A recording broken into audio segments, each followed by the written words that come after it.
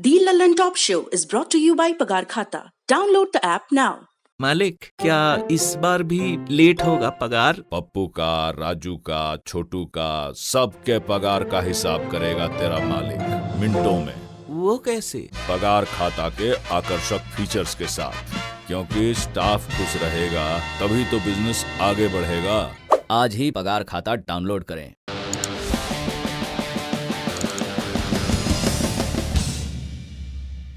नमस्कार, सौरभ द्विवेदी नाम है हमारा और आप देखना शुरू कर चुके हैं लल्लन टॉप शो। क्या कुछ इंटेलिजेंसिया से जुड़े लोग सिलेक्टेड क्रिटिसिज्म करते हैं नरेंद्र मोदी सरकार की? क्योंकि देश की वित्त मंत्री ने पूछा है कि जब इन्हीं फिल्म वालों पर मनमोहन सिंह की सरकार के दौरान छापा पड़ा था तब चुप्पी क्यों थी।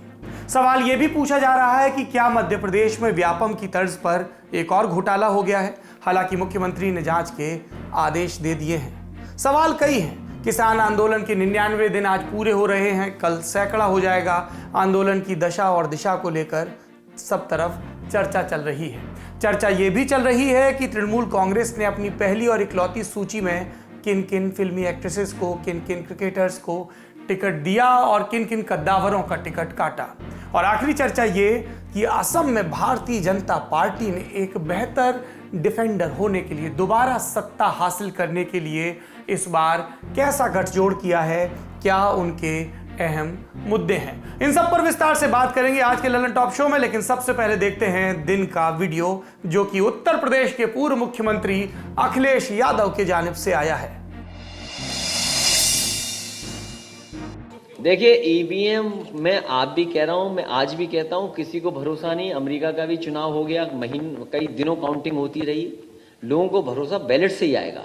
लेकिन एक ये लड़ाई अभी लड़ी नहीं जा सकती है, उसकी तैयारी इसीलिए हम ट्रेनिंग शिविरों के माध्यम से कर रहे हैं कि कम से कम समाजवादी कार्यकर्ता अपना पूरा वोट डाल दे। हम पूरा वोट डाल देंगे तो ये अपने आप हार जाएंगे और सरकार बनेगी समाजवादी पार्टी की, तो सबसे पहले ईवीएम हटाने का काम समाजवादी लोग करेंगे। आपने सुना, ये वीडियो यूपी के झांसी का है। सपा के राष्ट्रीय अध्यक्ष अखिलेश यादव पार्टी कार्यकर्ताओं के प्रशिक्षण शिविर को संबोधित कर रहे थे। एक बार फिर से ईवीएम का मुद्दा उठाया, अमेरिका का हवाला दिया, कहा भरोसा तो बैलेट पेपर से आता है, हमारी सरकार बनी तो ईवीएम बैन कर दिया जाएगा। अखिलेश यादव का यह बयान लोगों ने सुना तो सवाल पूछा जाने लगा कि क्या किसी राज्य का मुख्यमंत्री ईवीएम बैन कर सकता है। ये बात हमने चुनाव आयोग से जुड़े रहे वरिष्ठ अधिकारियों से पूछी।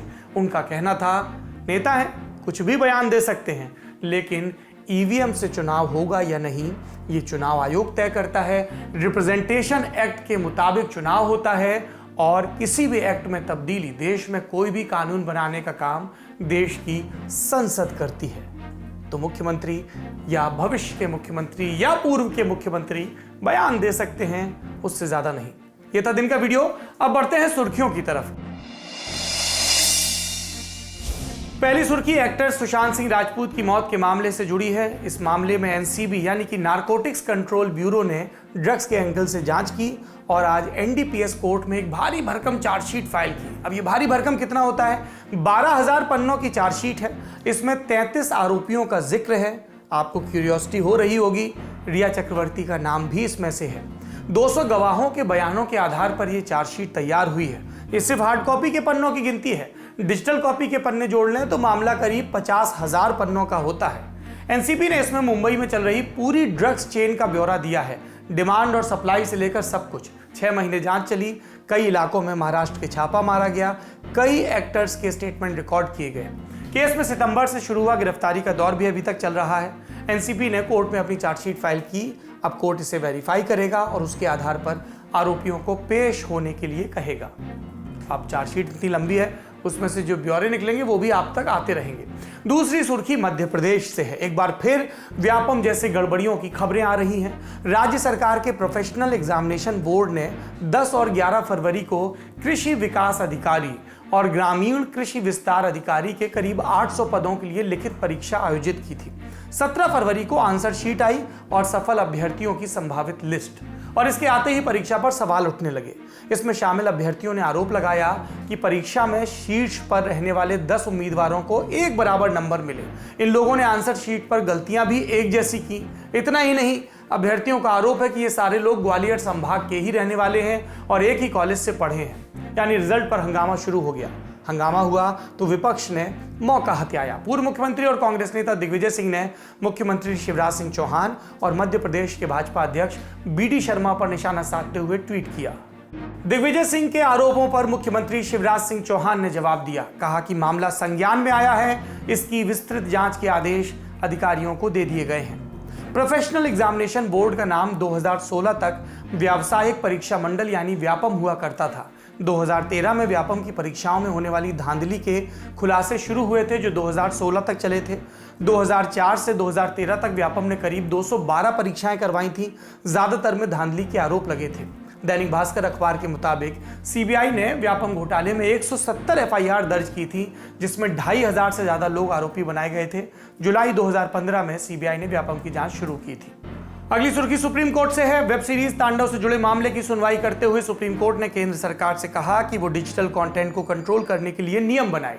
कोर्ट ने कहा, हमें सरकार की बनाई गाइडलाइंस मिली हैं, लेकिन इसमें किसी भी तरह की सजा का प्रावधान नहीं है और ना ही कंटेंट को कंट्रोल करने के लिए कोई तरीका है। सरकार की तरफ से सॉलिसिटर जनरल ने अदालत को बताया कि हम कंटेंट कंट्रोल करने के लिए एक ड्राफ्ट तैयार करेंगे, लेकिन इस वक्त किसी तरह की कोई सेंसरशिप या रेगुलेशन नहीं है। अमेजॉन प्राइम इंडिया की हेड अपर्णा पुरोहित द्वारा अग्रिम जमानत के लिए भी एक याचिका दायर हुई थी। इस पर भी आज सुप्रीम कोर्ट ने सुनवाई की और तभी ये टिप्पणी की। कोर्ट ने अपर्णा की गिरफ्तारी पर रोक भी लगा दी, उनसे जांच में सहयोग करने के लिए कहा। बीते दिन भी इस मामले की सुनवाई करते हुए कोर्ट ने कहा था कि डिजिटल कंटेंट को रेगुलेट करने का कोई तरीका तो होना ही चाहिए। अगली सुर्खी हरियाणा से। पूर्व मुख्यमंत्री और कांग्रेस के नेता भूपेंद्र सिंह हुड्डा ने खट्टर सरकार के खिलाफ अविश्वास प्रस्ताव लाने की बात कही है। हरियाणा में विधानसभा की 90 सीटें हैं, जिनमें से 2 खाली हैं, यानी इफेक्टिव संख्या सदन में सदस्यों की 88। बीजेपी के 40, कांग्रेस के 30, जेजेपी के 10 और 7 निर्दलीय। एक हरियाणा लोकहित पार्टी के विधायक गोपाल कांडा। अगर कांग्रेस अविश्वास प्रस्ताव लाती है तो खट्टर सरकार को 45 विधायकों के समर्थन की जरूरत होगी। जेजेपी और निर्दलीय विधायकों के समर्थन से बनी खट्टर सरकार के पास 55 विधायकों का भी समर्थन नजर आता है, लेकिन किसान आंदोलन शुरू होने के बाद से अब तक 2 निर्दलीय और जेजेपी के 6 विधायक सरकार से नाराजगी बयानों में जता चुके हैं। देखने वाली बात होगी कि कितने विधायक हुड्डा के अविश्वास प्रस्ताव का समर्थन करते हैं, कितने विरोध में खड़े होते हैं। कई राजनीतिक टिप्पणीकारों ने कहा कि दुष्यंत चौटाला अपनी स्थिति और मजबूत करने के लिए और तगड़े पॉलिटिकल बार्गेन के लिए इस अवसर का इस्तेमाल करेंगे। अगली सुर्खी आयकर विभाग के छापे से जुड़ी है। एक्ट्रेस तापसी पन्नू, डायरेक्टर अनुराग कश्यप समेत कई फिल्मी हस्तियों पर आयकर विभाग के छापे हो रहे हैं और इस पर राजनीति भी चल रही है। विपक्ष इसे केंद्रीय एजेंसियों का दुरुपयोग बता रही है, सत्ता पक्ष सामान्य कार्रवाई। आज एक प्रेस कॉन्फ्रेंस में वित्त मंत्री निर्मला सीतारमण ने कहा कि मैं किसी मामले का जिक्र नहीं करूंगी, ना ही किसी का नाम लूंगी, लेकिन जब हमारी सरकार के दौरान ऐसी कार्रवाई होती है तो सवाल उठने लगते हैं। जबकि साल 2013 में जब इस तरह की गड़बड़ियां हुई, कार्रवाई हुई, तब कोई सवाल नहीं उठा। इससे पहले आज शिवसेना ने अपने मुखपत्र सामना में आयकर विभाग के छापों पर सवाल उठाए। कहा कि तापसी और अनुराग किसान आंदोलन के पक्ष में खड़े हुए थे और उसी की कीमत चुकानी पड़ रही है। When any individual, there are raids happening. When it happens during our government, it's fine. When it happens during this government, it's not. And since the names were taken, the very same name in 2013 raided, not an issue. It's an issue now. How do I answer this? Answer it for the hypocrisy? Or answer it saying, from then this is happening till now, what's the matter? बड़ी खबर में अब बात करेंगे असम विधानसभा चुनाव की। Bharatiya Janata party ने अपने सहयोगियों के साथ सीटों के बंटवारे का ऐलान कर दिया। असम विधानसभा की कुल 126 सीटें हैं। इसमें से भाजपा 92 सीटों पर अपने उम्मीदवार उतारेगी। 26 सीटें दी जाएंगी असम गण परिषद यानी कि एजीपी को। बची 8 सीटें जाएंगी united people's party liberal UPPL को। इन्हीं 3 पार्टियों ने 2016 के असम विधानसभा चुनाव में भी साझेदारी की थी। तब क्या नतीजे आए थे, गौर करिए। भाजपा 84 सीटों पर लड़ी थी, 60 पर जीती थी। एजीपी 24 पर लड़ी, 13 जीती। यूपीपीएल 4 पर लड़ी और कोई नहीं जीती। अब आप गिनती करेंगे तो ये 112 सीटें होती हैं। 14 सीटें बाकी कहां गई?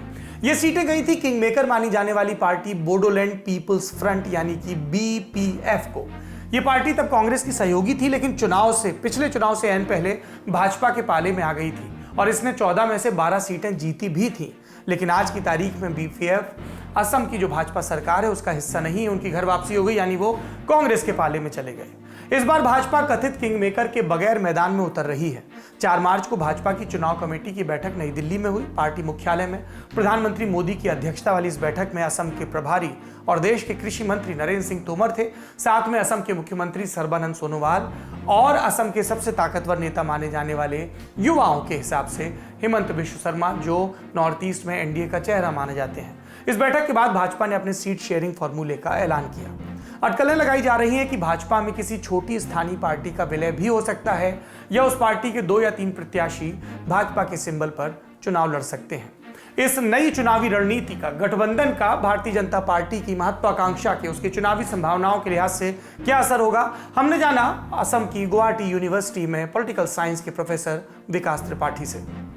बीजेपी अगर किसी छोटे दल या किसी मंच को अपने में विलय कराना चाहे तो बड़ी रणनीति यही हो सकती है कि बीजेपी ये जो अपने आप में एक खुद के एक मतलब मेजॉरिटी ले आए, जो खुद का बहुमत हो।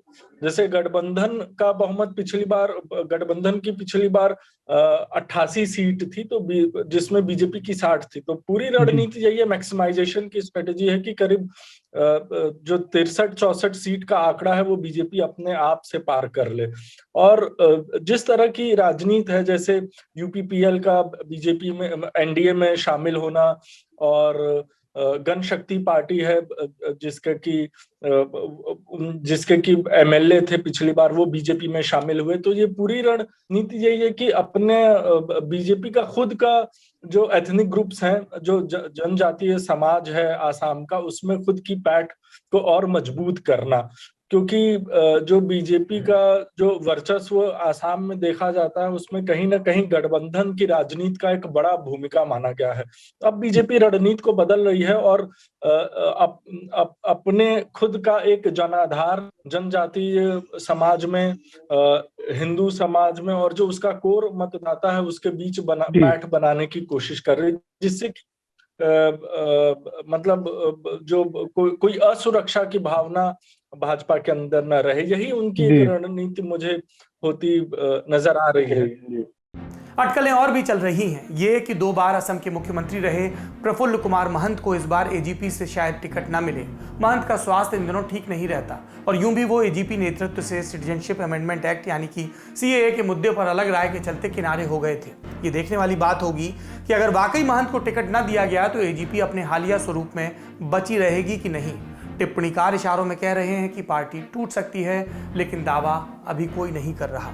जब 1979 में असम में आंदोलन शुरू हुआ था तब ऑल असम स्टूडेंट्स यूनियन के अध्यक्ष प्रफुल्ल कुमार महंत ही थे। 1985 में राजीव गांधी के प्रधानमंत्री रहते असम समझौता हुआ था और इस पर महंत ने ही दस्तखत किए थे।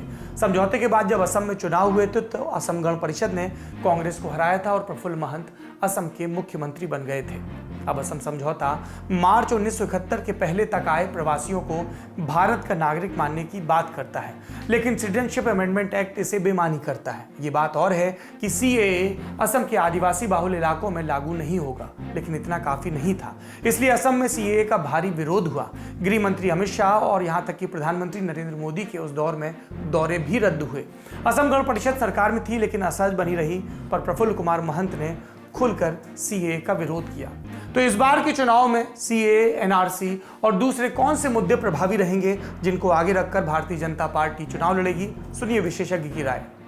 जो भाजपा के समक्ष जो सबसे बड़ा मुद्दा है वो उसके पिछले 5 वर्ष के कार्यकाल में जो कार्य हुए हैं वही बड़े मुद्दे होंगे। विकास के संबंधित कार्य बड़े मुद्दे होंगे। और दूसरा जो बड़ा मुद्दा होगा वो जो कांग्रेस का गठबंधन एआईयूडीएफ से हुआ है उसको लेकर के बीजेपी जरूर एक आक्रामक भूमिका दिखाएगी, क्योंकि उसका ये एक बड़ा मुद्दा हो सकता है कि एक तरफ तो विपक्ष भाजपा का विरोध कर रहा है, उसके सिटीजनशिप अमेंडमेंट एक्ट के कानून के कारण। लेकिन दूसरी तरफ ये विपक्ष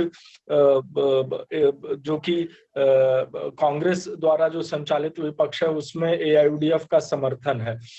सीएए का मौसेरा भाई है नेशनल रजिस्टर ऑफ सिटीजन्स यानी कि एनआरसी। सीएए नागरिकता देने का कानून है तो एनआरसी नागरिकों की सूची। इस सूची से जो बाहर छूट जाता है उसके भविष्य पर सवालिया निशान लग जाता है। दर्शक जानते हैं कि असम में एनआरसी से तकरीबन 19 लाख लोग बाहर छूट गए थे। अब जो नागरिक नहीं है या जिनके नागरिक न होने की संभावना है, क्या उन्हें चुनाव में वोट डालने देना चाहिए? इसी माथापच्ची से असम में उपजता है डी वोटर का सिद्धांत। डी माने डाउटफुल, जिस पर शक हो। डी वोटर कैटेगरी का जिक्र सबसे पहले 1997 में आया था। इस साल चुनाव आयोग असम की वोटर लिस्ट की समीक्षा कर रहा था और तभी से चुनिंदा लोगों के नाम के आगे डी वोटर लिखा आने लगा। डी वोटर की सटीक परिभाषा किसी कानून या नियम के तहत लिखी नहीं मिलती, तब भी ये नाम के आगे लगी टिप्पणी बहुत असर रखती है। इससे होता यह है कि व्यक्ति वोटर लिस्ट पर तो रहता है लेकिन तब तक वोट नहीं डाल सकता जब तक फॉरेनर्स ट्राइब्यूनल उसके मामले में फैसला सुना दे। असम में जगह जगह स्थित फॉरेनर्स ट्राइब्यूनल में उन लोगों के मामलों की सुनवाई होती है जिनकी नागरिकता पर संदेह है या फिर वो एनआरसी से बाहर है। 2016 में सुप्रीम कोर्ट ने डी वोटर्स के मतदान को लेकर एक अहम फैसला दिया था। ये व्यवस्था कि अगर कोई डी वोटर चुनाव आयोग के सामने नागरिकता से संबंधित सबूत पेश कर सके तो उसे वोट डालने का हक होगा। 2019 के लोकसभा चुनाव में 1,20,000 डी वोटर थे जो वोटिंग में हिस्सा नहीं ले पाए थे। असम विधानसभा चुनाव में डी वोटर्स की संख्या 1,08,000 है। ज्यादा तादाद वाले जिलों में नाम आता है बारपेटा का। यहीं की 26 महिलाओं ने, तहमीना खातून और 25 और महिलाओं ने एक याचिका डाली सुप्रीम कोर्ट में और इस पर विचार करते हुए भारत के मुख्य न्यायाधीश S A Bobde, justice Nageswara Rao और जस्टिस एस रविंद्र भट्ट की बेंच ने 4 मार्च को केंद्रीय चुनाव आयोग, केंद्र सरकार और असम सरकार को नोटिस भी जारी किया है। इन महिलाओं ने अपनी याचिका में कहा था कि 2019 में उन्होंने संबंधित अधिकारियों के यहाँ सूचना के अधिकार के तहत याचिका लगाई। इसमें पूछा कि नाम के आगे डी वोटर क्यों लगा। तब इलेक्टोरल रजिस्ट्रेशन ऑफिस ने जवाब में कहा कि महिलाओं के नाम 1997 से ही डी वोटर कैटेगरी में थे लेकिन उनके पास इसका रिकॉर्ड नहीं था कि ऐसा क्यों किया गया। याचिकाकर्ताओं ने यह भी कहा कि हमें तो अपना पक्ष रखने ही नहीं दिया गया। अदालत ने आयोग से 4 हफ्तों के भीतर जवाब मांगा है, यानी जवाब आएगा अप्रैल के पहले हफ्ते तक और तब तक असम में 2 चरण का मतदान हो चुका होगा, 27 मार्च और 1 अप्रैल का। 6 अप्रैल को आखिरी चरण का मतदान है, इसलिए भले अदालत इस मसले पर विचार करना स्वीकार कर ले लेकिन इसका इन चुनाव पर असर पड़ेगा ऐसा प्रथम दृष्टया नहीं लगता है। ये असम की स्थितियां थी। अब हम बढ़ते हैं बंगाल की तरफ जहां पर उम्मीदवारों की सूची आने लगी है। सबसे पहले सत्ताधारियों की बात कर लेते हैं। तृणमूल कांग्रेस ने विधानसभा चुनाव के लिए उम्मीदवारों की घोषणा की। मुख्यमंत्री ममता बनर्जी ने 294 सीटें होती हैं, 291 उम्मीदवारों का ऐलान किया और कहा खेला होबे, देखा होबे, जीता होबे, यानी कि खेलेंगे, लड़ेंगे और जीतेंगे। यह भी कहा कि वो बंगाल में विधान परिषद की स्थापना करेंगी। अब तक ममता बनर्जी की पार्टी को पड़ोस के झारखंड राज्य की सत्तारूढ़ झारखंड मुक्ति मोर्चा, शरद पवार की एनसीपी, उद्धव ठाकरे की शिवसेना, तेजस्वी यादव की राजद और अखिलेश यादव की सपा ने समर्थन देने का ऐलान किया था। आज इसमें एक नाम और जुड़ गया। वामपंथी पार्टी है एक CPI-ML भाकपा माले, उसके महासचिव दीपांकर भट्टाचार्य ने समर्थन दिया तो ममता बनर्जी ने उनका नाम लिया और समर्थन के लिए धन्यवाद किया।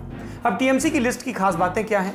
पहली चीज, ममता बनर्जी अभी तक जहां से विधायक थी भवानीपुर सीट से, वहां से चुनाव नहीं लड़ेंगी बल्कि वो नंदीग्राम से चुनाव लड़ेंगी जैसा कि उन्होंने पहले ऐलान किया था। कई टिप्पणीकारों ने कहा कि भवानीपुर में उनकी स्थिति बहुत मजबूत नहीं थी, पिछली बार भी चुनाव फंस गया था। दूसरी बात, उत्तर बंगाल की 3 सीटों के लिए उम्मीदवार न उतारने का ऐलान किया गया है। पार्टी सूत्रों के मुताबिक ये सीटें गोरखालैंड आंदोलन के नेता बिमल गुरुंग और उनकी पार्टी गोरखा जनमुक्ति मोर्चा के लिए छोड़ी गई है। अगर उम्मीदवारों की सूची देखें तो इसमें 50 महिलाएं हैं, 42 मुस्लिम हैं, 79 अनुसूचित जाति के लोग हैं। कुल सीटें अनुसूचित जाति के लिए 68 रिजर्व हैं, उससे 11 ज्यादा 17 अनुसूचित जनजाति के उम्मीदवार हैं। बंगाल विधानसभा में अनुसूचित जनजाति के लिए 17 सीटें ही हैं। लिस्ट में कई बड़े नाम नहीं हैं, जैसे कि ममता बनर्जी के बेहद खास माने जाने वाले वित्त मंत्री अमित मित्रा का नाम लिस्ट में नहीं है। CPIM से निष्कासित पूर्व राज्यसभा सांसद और पार्टी के प्रदेश महासचिव ऋतव्रत बनर्जी को भी जगह नहीं मिली इस लिस्ट में। ममता ने खुद ऐलान किया कि 27-28 विधायकों को टिकट नहीं दिया गया है। अब दूसरी पार्टियों की बात करते हैं। वाम, कांग्रेस और ISF गठजोड़, उन्होंने भी पहले 2 चरणों के लिए उम्मीदवारों की घोषणा कर दी है। 60 सीटों में से 4 सीटों पर अभी उम्मीदवार नहीं दिए गए हैं। इन 4 सीटों में नंदीग्राम की सीट भी शामिल है। लेफ्ट फ्रंट के चेयरमैन विमान बोस ने कहा, नंदीग्राम एक हैवीवेट सीट है, चर्चा के बाद उम्मीदवार घोषित होगा।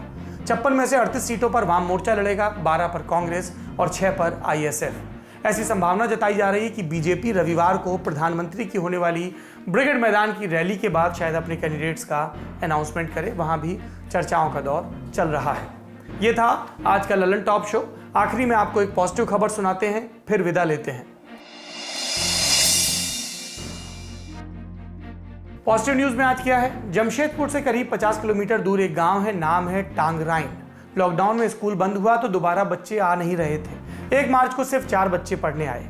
अब वापस बच्चों को बुलाने के लिए क्या किया जाए? प्रिंसिपल ने एक मजेदार तरीका निकाला। स्कूल के चबूतरे पर एक बड़ा सा लूडो बनवा दिया।